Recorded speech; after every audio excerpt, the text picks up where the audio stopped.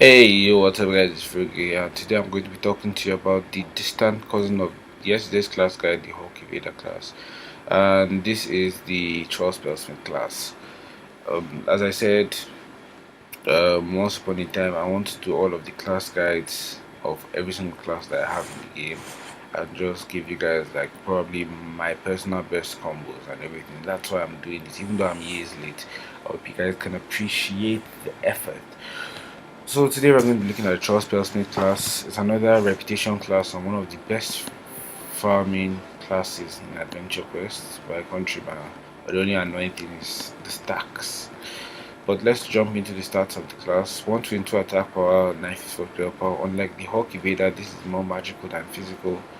Yeah, as you can see, low strength, very good intellect, that's maxed out virtually. Very excellent endurance, quite good dexterity and very good wisdom and luck. Gains mana the good way, which is the advantage it has over the Hawk Evader in terms of class ranking. And yeah, the first rank for passive empower increases magical damage by 10%, and the second one is shift fate to increase your crit rate by 10%. It has a rank 10 passive called Troll Control, which it's similar to the Hawk Evader class. It's a haste buff.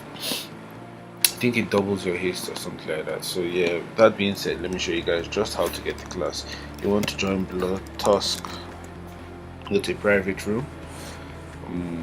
Once you get to Blood Tusk, you go to the neat side, the more organized side, at the crossroads. Then you just run up here, talk to Socrates, the troll elder or whatever. Then in his rep shop, you can get the class for 50,000 gold and rank 10 hawk, and then you can get your Spellsmith dagger, which personally I recommend everyone to get. It's a very lovely dagger. You're going to need troll rank 10, which I already have. It was one of the first classes that I farmed. After farming Hawk Invader, this was the next one because farming them is exactly the same. And now that we've seen everything there, let's go into the skills of the class.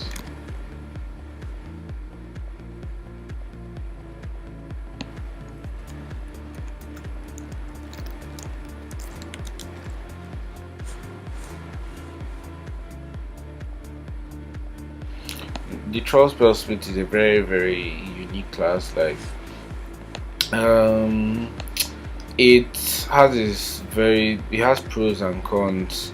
Why I don't really recommend this for farming is the fact that if you are like turning in, you have to stop stacking and then start all over again and worry about your stacks and the issue of selecting yourself if there's no monster, which is just unnecessary stress. But that being said, let's look at the auto attack damage. 500 non-crits. The weapon is a bit unstable, so we won't get an exact value, but virtually 200 non-crits and let's say 500 700 crits. Let me look at the stability of the weapon first. I'm sorry, it is not very stable, but I guess we just have to work with it. So your 2 skill is called Energy Act at 5 mana 10-second cooldown. It's a magical skill, calls on the power of electricity to arc from one foe to the next, slowing all of their hits by 5% for 10 seconds, stacks 4 times. Doing the math, the maximum stack is 5/4, which is 20%, and it's an AoE skill. So as you can see, 1.7k crits, 510 non-crit roughly, and my enemies attack me slower.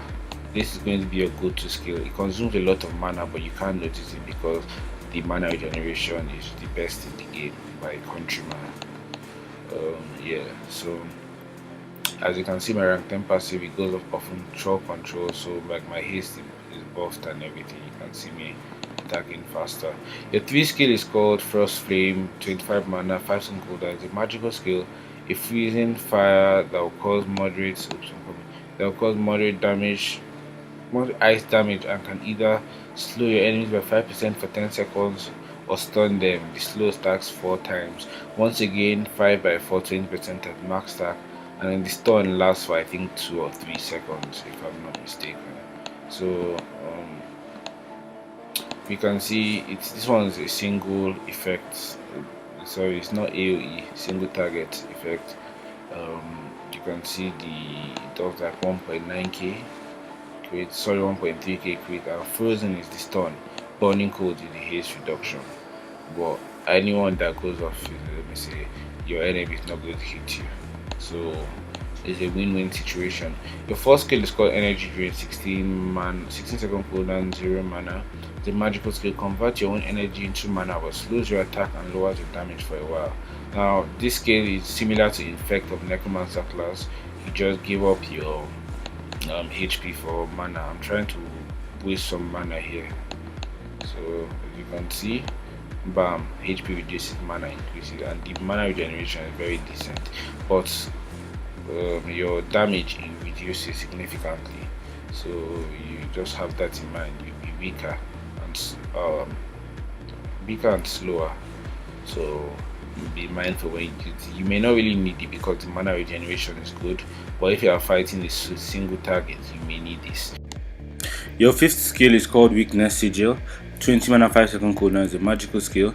Stacks up to 5 times, heals you for a little bit and applies Sigil, increasing the effectiveness of all other skills and improves your chance to crit by 5%, max stack 25, and damage resistance by 7%, max stack 35, which each stack lasts 15 seconds. Sorry, this is your stack skill. It's just your go-to skill basically. It empowers your other skills. So on one stack, your 3 skill goes up to 2k crits, and your 2 skill goes up to 2.5k.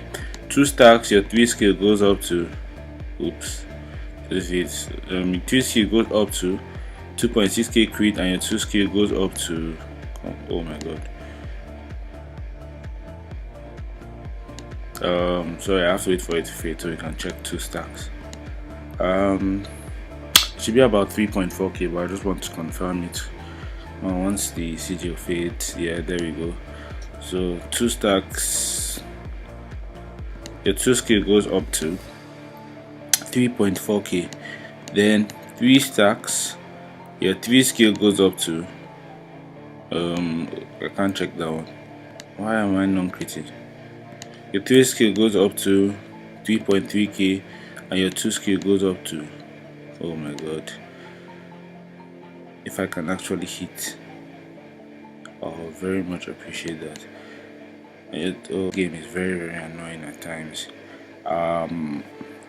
Your 2 skill goes up to 4.2k.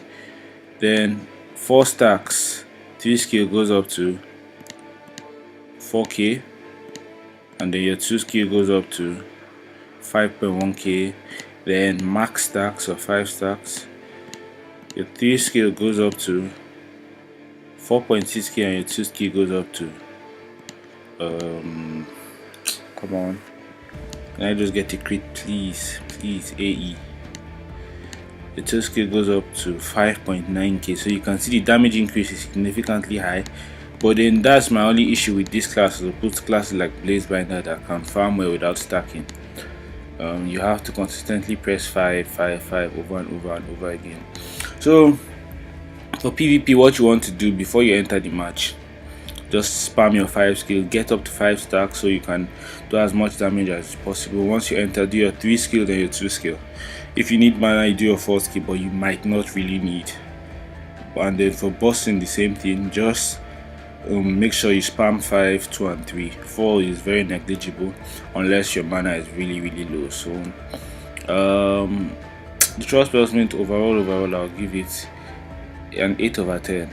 The 2 points deducted because I wish there was like a haste buff on yourself instead of just haste debuffs, because apart from the rank 10 slow pace, and also the stack and lock on the helm and cape, just because you know you're going to crit a lot, so you can get those crit buffs on your helm and cape, and then so the wizard, so that even if you have to hit a non-crit, and then with your magical damage buff, try and get that as high as possible. So yeah, the solo clip is going to come next as usual, and thank you guys so much for tuning into the video. If you have any reputation class in the game that you want to see next that I haven't done, just drop it down in the comment section. If not, I think I'll continue with Royal Battle Mage or something like that. So yeah, I hope you guys have enjoyed this. Next time I'm out. Love you guys. Peace.